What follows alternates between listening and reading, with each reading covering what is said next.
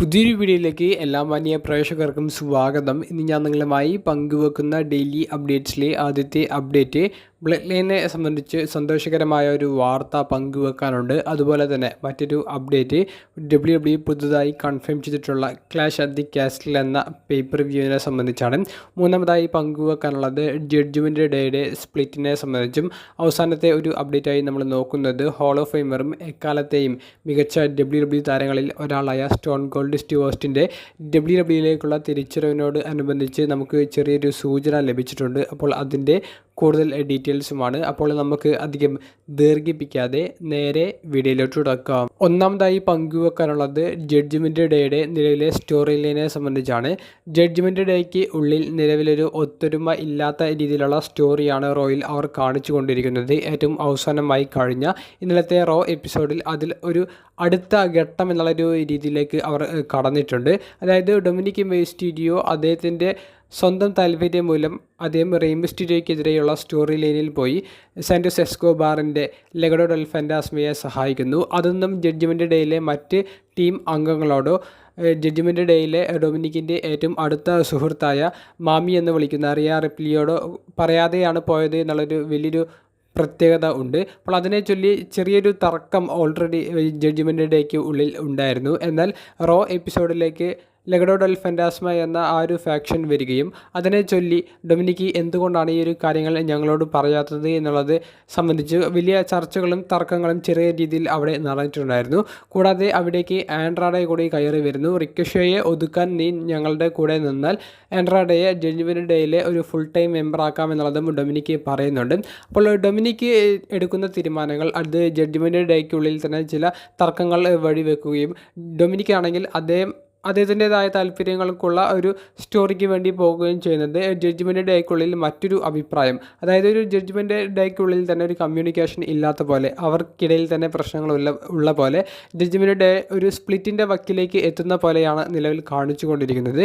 നിലവിൽ ജഡ്ജ്മെൻറ്റ് ഡേയുടെ കയ്യിലുള്ള ആ ഒരു ടാഗ് ടൈറ്റിൽ, റിയ റിപ്ലിയുടെ കയ്യിലുള്ള ആ ഒരു വുമൻസ് ടൈറ്റിൽ തുടങ്ങിയവയൊക്കെ അവരുടെ കയ്യിൽ നിന്ന് നഷ്ടപ്പെട്ടാൽ എന്തായാലും അവർക്കുള്ളിൽ വലിയ തർക്കങ്ങൾ വരികയും അത് ഫിസിക്കലായിട്ടുള്ള റിങ്ങിൽ വെച്ചിട്ടുള്ള ഒരു ബാറ്റിലേക്ക് കടക്കുകയും ജഡ്ജ്മെൻറ്റ് ഡേ തന്നെ തകർന്നു പോകുന്ന രീതിയിലേക്ക് വരാനും സാധ്യതകൾ ഇപ്പോൾ വർദ്ധിച്ചിരിക്കുന്നു. റസൽമേനിയ 40 ശേഷം ജഡ്ജ്മെൻറ്റ് ഡേക്കുള്ളിൽ ഒരു സ്പ്ലിറ്റ് നടക്കുമെന്നാണ് അറിയാൻ സാധിച്ചിട്ടുള്ളത്. രണ്ടാമത്തെ അപ്ഡേറ്റ് WWE പുതുതായി കൺഫേം ചെയ്ത സ്പെഷ്യൽ ഇവൻ്റായ ക്ലാഷ് അറ്റ് ദി കാസിൽ എന്ന ഇവൻറ്റിനെ സംബന്ധിച്ചാണ്. സ്കോട്ട്ലൻഡ് എന്ന രാജ്യത്തെ ഗ്ലാസ്കോ എന്ന സിറ്റിയിൽ വെച്ചിട്ടാണ് ക്ലാഷ് അറ്റ് ദി കാസിൽ 2024 നടക്കുന്നത്. ഡ്രൂ മാക്കൻഡയറിൻ്റെ ഹോം കൺട്രിയാണ് എന്നുള്ള വലിയൊരു പ്രത്യേകതയാണ് സ്കോട്ട്ലാൻഡിൽ വെച്ചിട്ടുള്ള ഈ ഒരു പ്രീമിയം ലൈവ് ഇവൻറ്റിന് ഉള്ളത്. അതുകൊണ്ട് തന്നെ ഡ്രൂ മാക്കൻഡയറിന് വമ്പൻ പുഷ് കിട്ടാൻ സാധ്യതയുണ്ട്.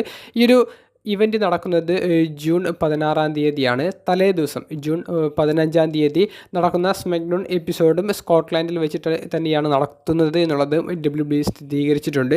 ഡ്രൂ മാക്കൻഡയറിനെ ഗംഭീര പുഷ് കൊടുത്ത് ഡ്രൂ മാക്കൻഡയറിൻ്റെ മത്സരം മെയിൻ ഇവൻറ്റിൽ വെക്കുന്ന രീതിയിലുള്ള ഒരു ക്ലാഷ് അറ്റ് ദി കാസിലായിരിക്കും നമുക്ക് ജൂണിൽ കാണാൻ സാധിക്കുക. മൂന്നാമത്തെ അപ്ഡേറ്റ് എക്കാലത്തെയും മികച്ച WWE താരങ്ങളിൽ ഒരാളായ WWE ഹോൾ ഓഫ് ഫെയിമറായ സ്റ്റോൺ കോൾഡ് സ്റ്റീവ് ഓസ്റ്റിൻ്റെ WWEയിലേക്കുള്ള തിരിച്ചുവരവിനെ സംബന്ധിച്ചാണ്.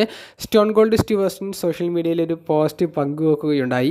ആ ഒരു പോസ്റ്റ് എന്ന് പറയുന്നത് ഒരു വീഡിയോ ആണ്. ആ ഒരു വീഡിയോയിൽ സ്റ്റോൺ കോൾഡ് സ്റ്റീവ് ഓസ്റ്റിൻ പുറത്തേക്ക് പോയി തിരികെ വരുന്ന സമയത്ത് അദ്ദേഹത്തിൻ്റെ ആ ഒരു വാഹനത്തിൽ ആരോ ഒരു കുട്ട നിറയെ ഒരു ബിയർ കൊണ്ടുവന്ന് വെച്ചിട്ടുണ്ട്.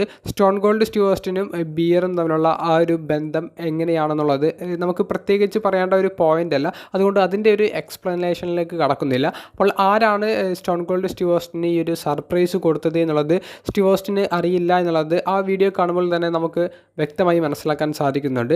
നിലവിൽ ഇപ്പോൾ WWE ചുറ്റിപ്പറ്റി നടക്കുന്ന ഒരു റൂമർ റസൽമേനിയ 40 കോഡി റോഡ്സിനെ സഹായിക്കാൻ വേണ്ടി സ്റ്റോൺ കോൾഡ് സ്റ്റീവ് ഓസ്റ്റിൻ്റെ റസൽമേനിയ 40 രണ്ടാമത്തെ ദിവസത്തിലെ മെയിൻ ഇവൻറ്റ് മത്സരത്തിനിടയിൽ വരും എന്നുള്ളതാണ്.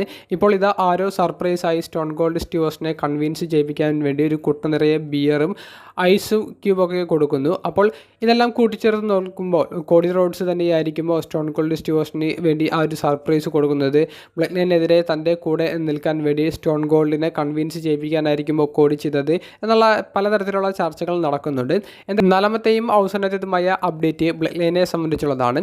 ബ്ലഡ് ലൈനിലെ തുടക്കത്തിലെ ഉള്ള മെമ്പറായ ബ്ലഡ് ലൈൻ്റെ സ്പെഷ്യൽ കൗൺസിലായ Paul Heyman 2024 hall of fame inductee ആയിട്ട് ഇനി അറിയപ്പെടാൻ പോകുകയാണ് എന്നുള്ളത് നമുക്ക് എല്ലാവർക്കും അറിയാം. അപ്പോൾ ഹോൾ ഓഫ് ഫെയിമിലേക്ക് പോൾ ഹേമനെ ഇൻഡക്റ്റ് ചെയ്യുന്നത് പോൾ ഹേമൻ്റെ സ്വന്തം ട്രൈബൽ ചീഫായ റോമൻ റെയിൻസ് ആയിരിക്കും എന്നുള്ളത് റോ എപ്പിസോഡിലൂടെ കൺഫേം ചെയ്തിട്ടുണ്ട്. ഒരു ബാക്ക് സ്റ്റേജ് സെഗ്മെൻറ്റിൽ റോക്ക് റോമൻ റെയിൻസിനോട് ചോദിക്കുന്നുണ്ട്, നീ എന്തിനാണ് ഇത്രയും ധൃതിയോടുകൂടി എറീന വിട്ടു പോകുന്നത് എന്നുള്ളത്. അപ്പോൾ റോമൻ റോക്കിനോട് കൊടുക്കുന്ന ഒരു മറുപടി, തൻ്റെ hall of fame speech Paul ഹേമിന് വേണ്ടിയിട്ടുള്ളത് തനിക്ക് എഴുതണം, ഒരു ഭംഗിയുള്ള ഒരു സ്പീച്ച് എഴുതണം, അതിന് വേണ്ടിയിട്ടാണ് താൻ പോകുന്നത് എന്നൊക്കെ പറഞ്ഞുകൊണ്ടാണ് ആ ഒരു സെഗ്മെൻറ്റ് അവർ കാണിക്കുന്നത്. എന്നാൽ റോ വിട്ടു പോകുന്ന റോമൻ റെയിൻസിൻ്റെ ഭാഗമൊന്നും പിന്നീട് നമുക്ക് കാണാൻ സാധിച്ചില്ല. അദ്ദേഹം മെയിൻ ഇവൻറ്റിൽ വന്ന് കോഡിയെയും സെത്തിനെയും ബ്രൂട്ടലായി ആക്രമിക്കാൻ റോക്കിന് സഹായം കൊടുക്കുന്നതാണ് കാണാൻ സാധിച്ചത്. എന്തായാലും